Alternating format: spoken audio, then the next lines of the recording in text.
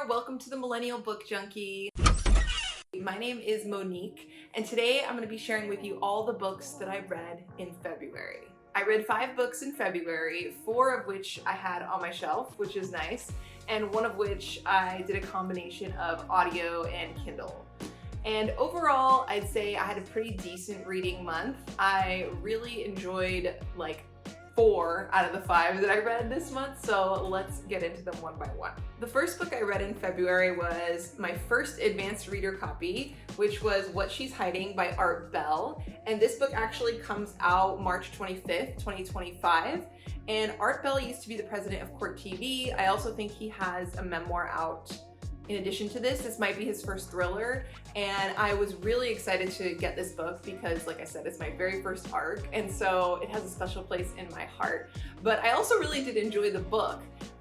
This book is about a man, he's a lawyer, his name's Henry Gladstone, and he's a lawyer, and one day his ex-wife shows up at his office claiming that she needs $250,000 to save her life and his. And he's like, look, you were crazy when I knew you and I don't want to have anything to do with you, so you're gonna have to leave. And so after that, he comes home after work that day and his apartment gets like broken into and like destroyed as if someone's like searching for something. And so he's like, what the heck? So he goes back and like tries to find his wife and tries to figure out like, why did you need this money? Like, what is going on with you? And so he basically goes down this journey to figure out why she needs the money, and he ends up having to deal with the mafia. I think it's the Russian mafia, if I'm remembering correctly, and then he kind of has to not only find Leslie, his ex-wife again, who disappeared after that first day, and then not only find her, get answers, but also give the mafia what they want.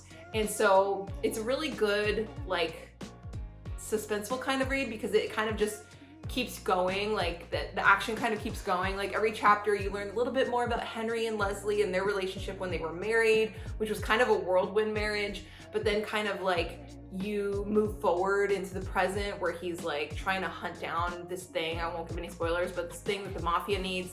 And then of course, you know, he runs into the mafia and like all this stuff. I don't know, it was a really, really fun read. There was one part that I was like, not sure about this one. One of the characters who was like in love with Henry, and she was kind of like goofy and in love with him, but like all the stuff she was suggesting that they do, like he ends up getting injured and then she's like, okay, cool, like I'll make dinner reservations kind of thing. And he's like, what, I'm injured? Like, I don't know, she came off as a little bit unrealistic to me, but overall, I did enjoy this book and I highly recommend it if you want a fun thriller that's kind of like action-paced. I would say it reminded me of What Happened to the Bennetts a little bit, if you ever read that. Obviously that was like better than this one, I will say. But it reminded me of that one just because he was kind of on the hunt and there was a lot of action, and I actually really liked the dialogue too. This guy was really funny. He ends up hooking up with the private investigator, not in like that kind of way, but hooking up with her to help figure out what's going on with his ex-wife.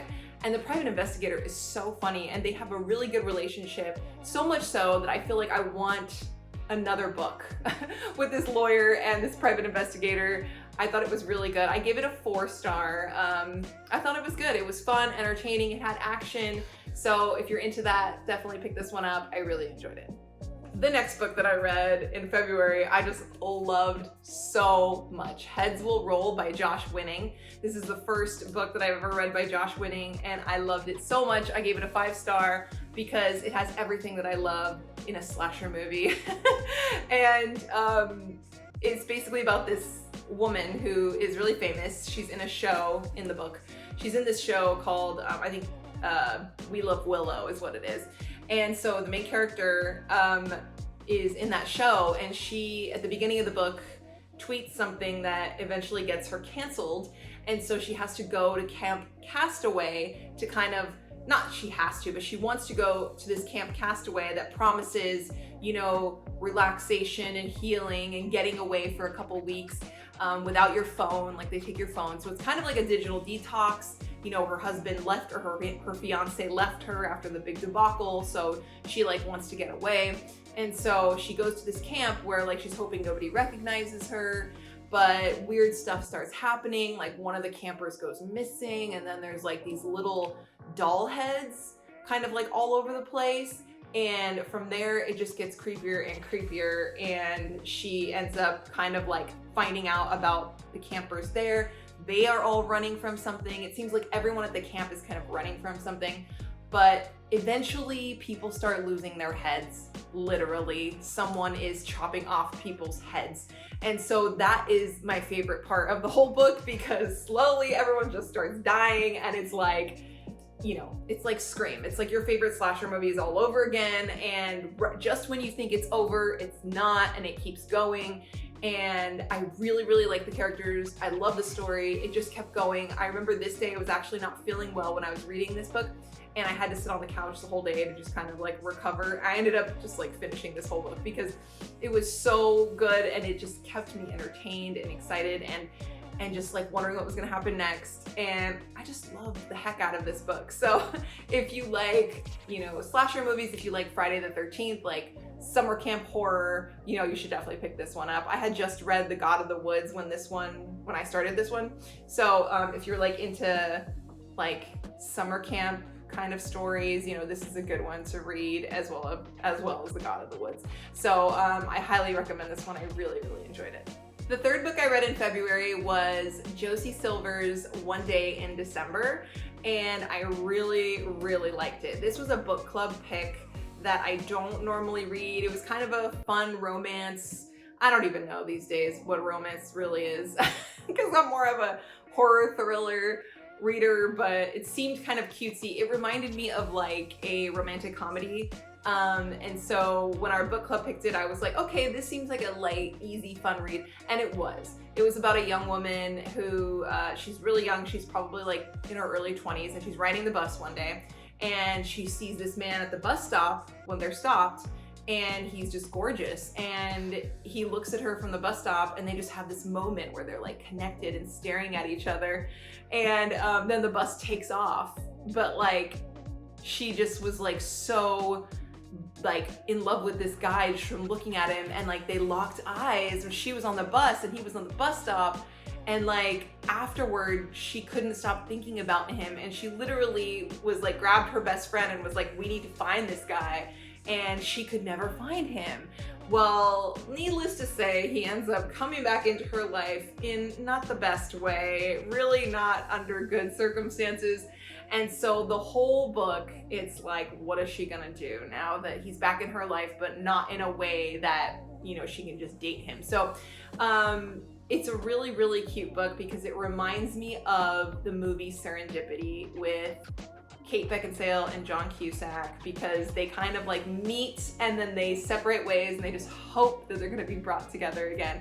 And the book spans years. You know, the main character is like in her early 20s at the beginning of the book, and then it kind of skips all the way towards later in their years. And it was just such a sweet book, and of course good stuff happens, bad stuff happens, but like the end was so romantic and sweet. I just loved it. I'm a sucker for that kind of stuff. I really used to love romantic comedies as well, so I really liked this book. I thought it was really cute. I gave it 4-star.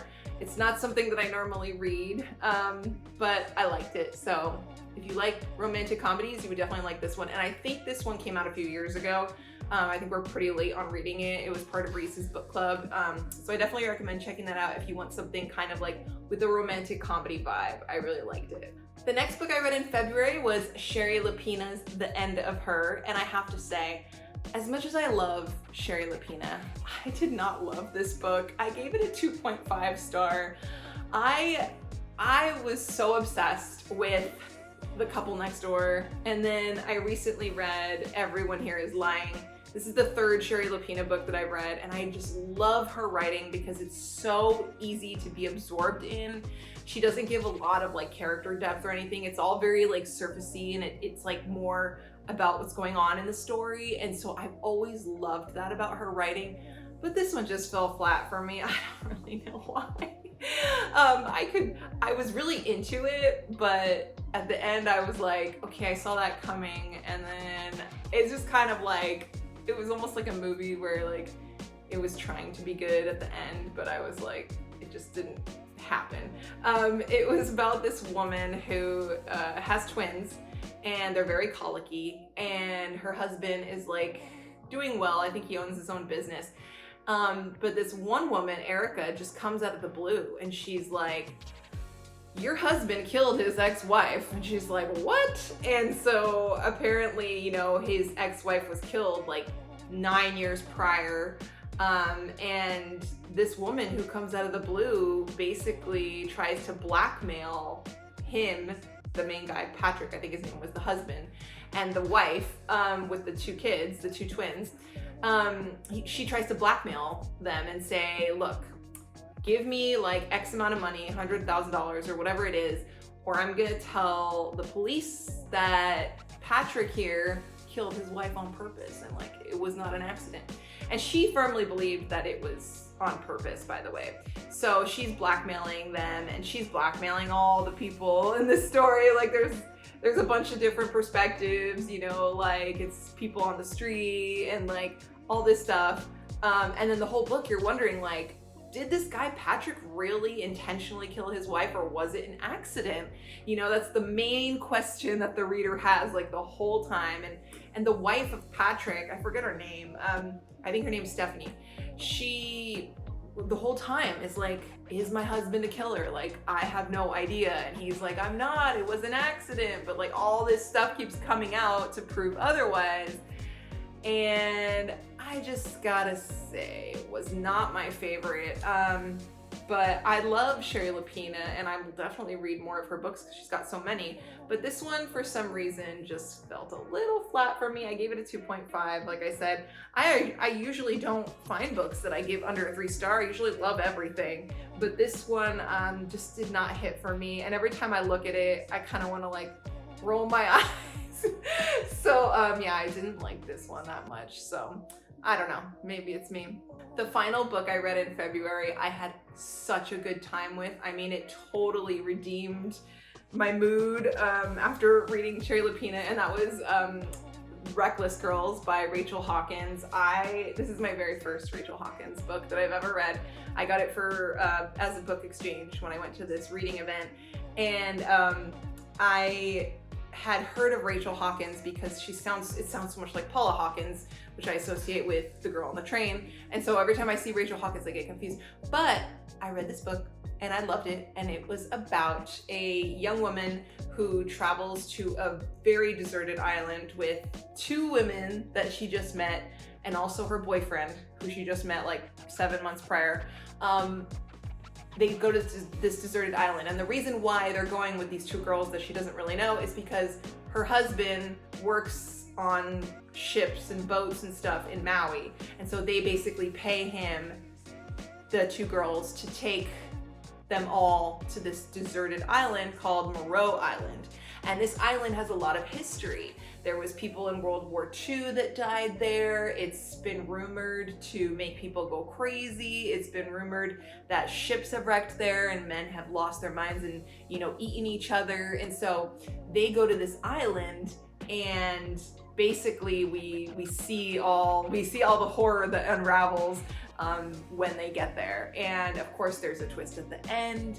But I just really love this book because I had a lot of fun with it. I just felt like, even though it's not like, the writing isn't all that different from any other thriller that you would read, but I just felt like the story really got me. I think probably because I'm so interested in like deserted island stories.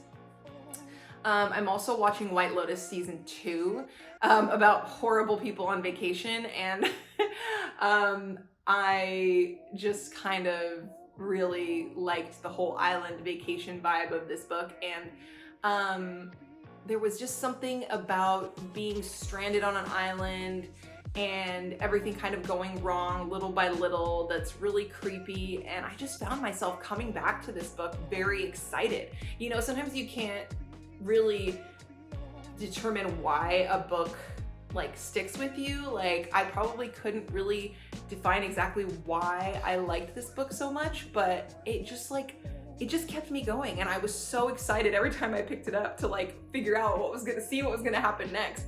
So I had a lot of fun with this one. I gave it a 4.5. It was just it was really fun. I mean, I feel like the ending, you know, I was like, whatever, you know, like I feel like the epilogue probably didn't even need to be there. I feel like you could have just ended it, but I just had a really fun time with it. So I would highly recommend this book if you just want a fun time. And now I want to read more Rachel Hawkins books because I just had such a fun time with this one. So yeah, every time I look at it, I just smile. So that's it. Those were all the books I read in February, and I want to say like the top book that I read out of all those has to be Heads Will Roll, because that one just really takes the cake for me. I mean, it was like a really good slasher movie that I just immersed myself into. It was like, you know, I love slasher movies, but like they're only an hour and 40 minutes. I mean, I stuck with Heads Will Roll for a few days and it was just so nice.